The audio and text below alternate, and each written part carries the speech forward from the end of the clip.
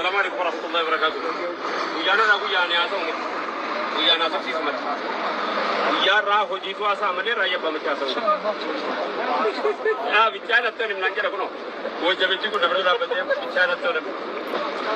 ويا راهو ونينو جنني هاسو مني ويانا أسوم. Karena hujan rabu ya kami dah waktu sekian Hamad umati ergakan wali dede bersati itu jalan tu ergano pada bersu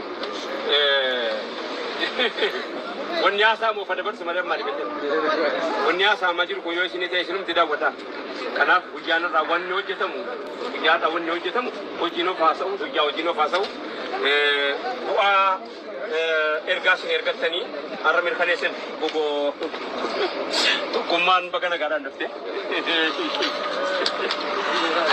kuman itu kupas hati berlimi di ini tu bapak rumah kita pun mungkin akan masuk koti umpat ofis hati berlimi di ini tu kasih nu kene kuman itu cungkoloti mari sini jadi gapa sana wallo kupakai jitu rakong ke rakong koti wante akat rakong koti mu siaga sikene siaga sih jadi berlimi di ini tu ko minang makina shantama ko pepan nebega makina shantama makina damne inni kan yora bijere kono moni o jicha akamiti mala ko je tudemno ko jini sini tay mu arraya miti uyara uya kake sauro kake sino ga ganda jar ko o jinto nagara jinta masala tabo bagajira afta mun mo onu nagar rega te rega tu gurgurde te kana gurgurde nagar re nami je te kana mo gafa jae gafa julle gafa bakawa jinjira gafa maka mo na ko hatta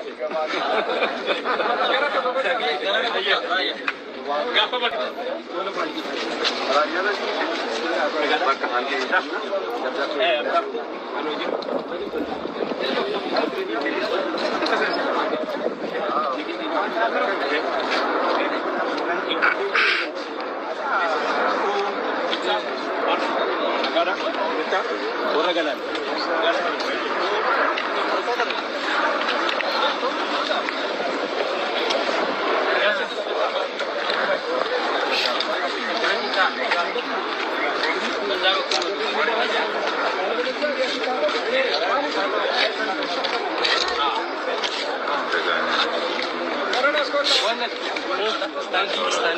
kamera di sini bro nanti kan raja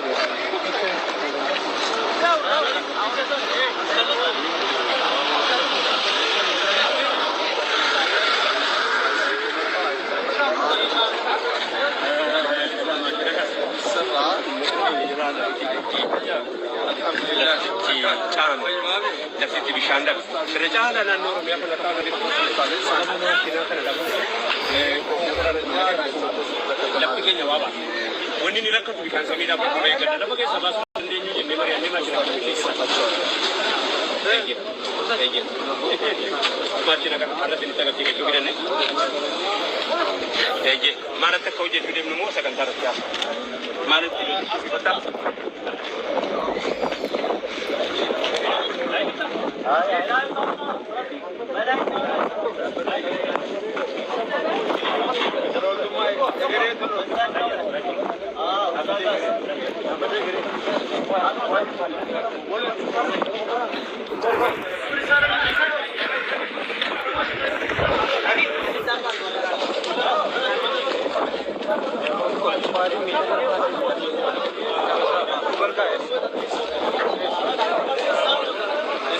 Kira-kira